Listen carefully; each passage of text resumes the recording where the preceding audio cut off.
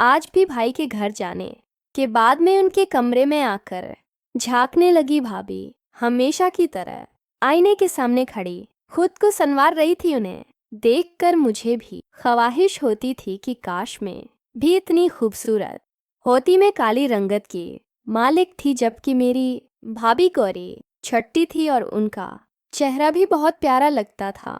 उन्हें देखकर मुझे हैरत होती, काश मैं भी इतनी खूबसूरत होती। एक दिन मैं यूं ही भाभी को ख्वाहिश भरी नजरों से देख रही थी। उनकी नजर मेरे चेहरे पर पड़ी और उन्होंने पूछा, यहाँ क्यों खड़ी हो, अंदर आ जाओ, तुम्हें मेकअप करने का शौक है। वो पढ़ी लिखी थी और मैंने उनसे पूछा, भाभी आप इतनी खूबसूरत और सेहतमंद कैसे हैं? मेरी रंगत देखें, मैं कितनी कमज़ोर हूँ, मुझे भी कुछ बताएं, मैं भी आप जैसी बनना चाहती हूँ। उन्होंने कहा, अच्छा तुम मुझ जैसी बनना चाहती हो? भाभी ने मेरी आंखों में देखकर कहा। इनकी आंखों में एक अजीब सी चमक थी। मुझे लगा कि वो मेरी बेइज्जती करके मुझे कमरे से निकाल देंगी, मगर ऐसा नहीं हुआ। वो उठे और अलमारी से एक काले रंगा बैग निकाला जिसमें तह तह की चीजें थी, जिनमें क्रीम, लोशन और गोलियां भी थी। ये पीले रंग के बड़े बड़े कैप्सूल थे।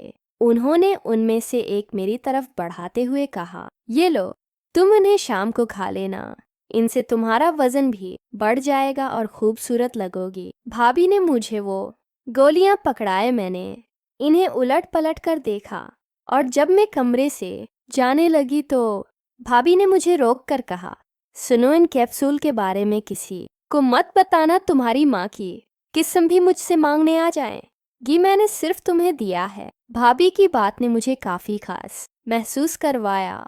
मैं अपनी कमरे में आकर इन गोलियों को छिपा दिया। आदमी रोजाना सुबह शाम दूध के साथ कैप्सूल खाने लगे।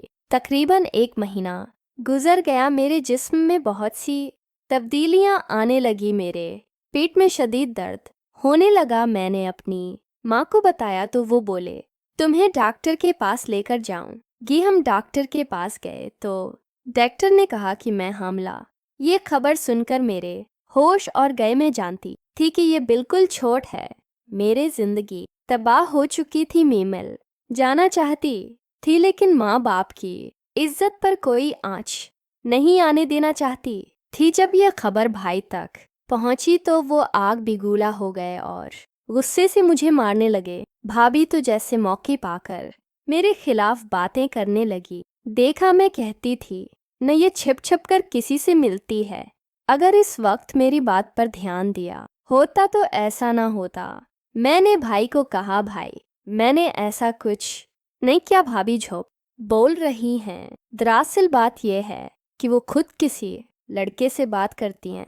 मेरी बात पर भाई ने मुझे एक जोरदार थप्पड़ मारा। मैं सोच भी नहीं सकती थी कि भाई मुझे ही कसूरवार समझेंगे। माँ की वफात को 6 साल गुजर चुके थे और भाई पर हमारी जिम्मेदारी थी, लेकिन इन्होंने मुझे ही मारना पीटना शुरू कर दिया।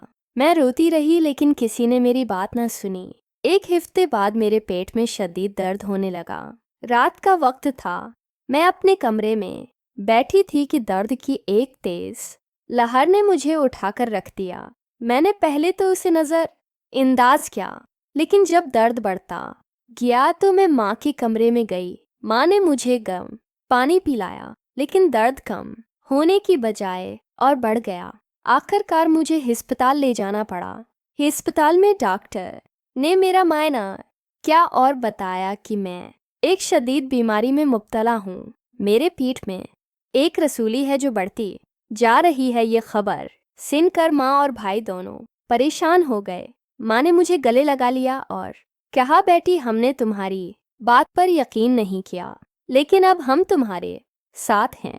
भाई ने भाभी को डांटना शुरू कर दिया, तुमने मेरी बहन के साथ बहुत बुरा किया, तुम्हारी वजह से हम सब परेशान हो गए। भाभी ने शर्मसार होकर सिर झुका लिया। कुछ दिनों बाद मेरी सर्जरी हुई और मैं आहिस्ता आहिस्ता ठीक होने लगी। भाई ने भाभी को समझाया कि वो मुझसे माफ़ी मांगे। भाभी ने मेरे सामने हाथ जोड़े और कहा, माफ़ कर दो, मैंने तुम्हारे साथ बहुत बुरा किया। मैंने भाभी को माफ कर दिया क्योंकि मैं जानती थी कि गुस्सा और नफरत से कुछ हासिल नहीं होता।